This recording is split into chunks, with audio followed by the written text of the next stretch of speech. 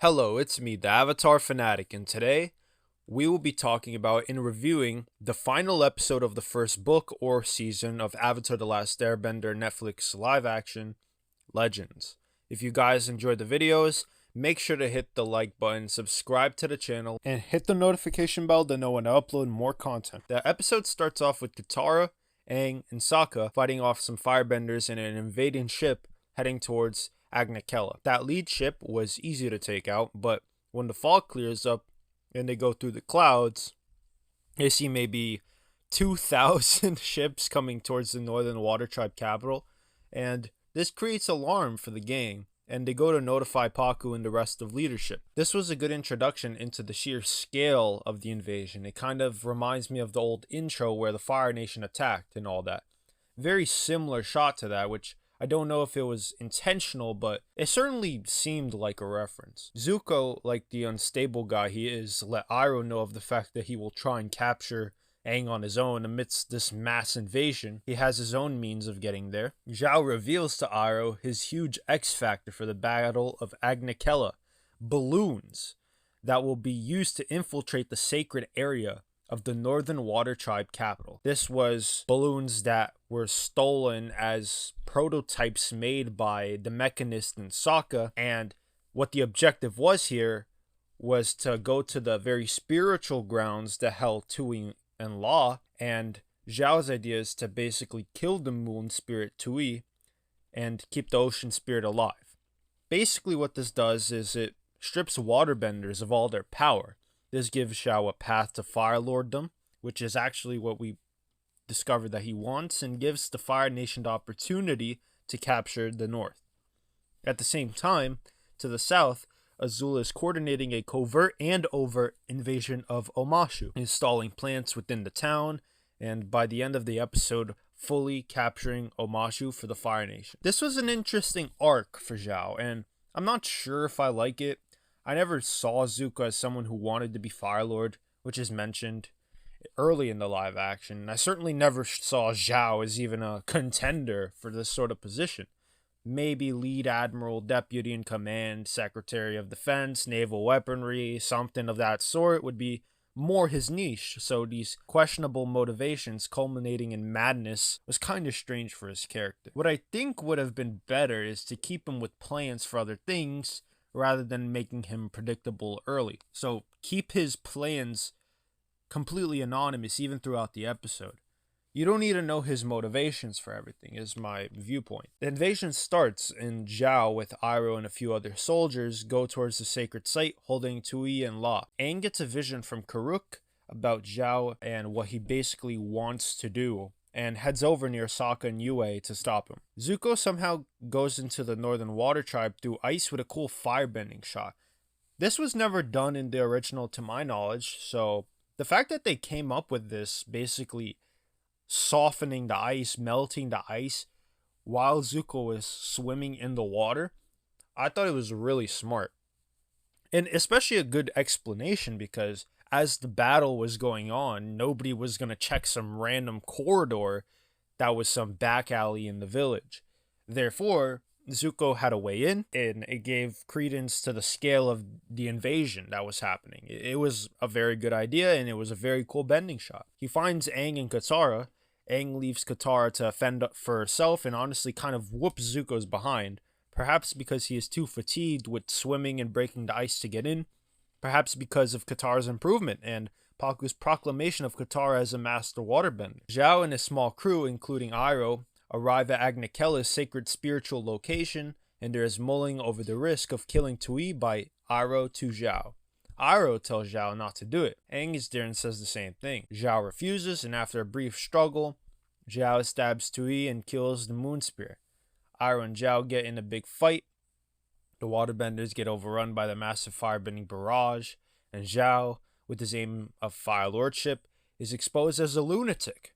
As I've said before, keeping his motivations a mystery and not exposing his plans would have been more effective. What basically Zhao was the whole time, he was a methodical, pathological infiltrator of sorts, that his motivations were very unclear, but he had very strong ones nonetheless. So it was very mysterious what he was doing. So him being exposed as some manic who just wanted Fire Lorddom didn't seem right. It just seemed his motivations were more sinister, were just keeping loyalty to the Fire Nation as of sorts.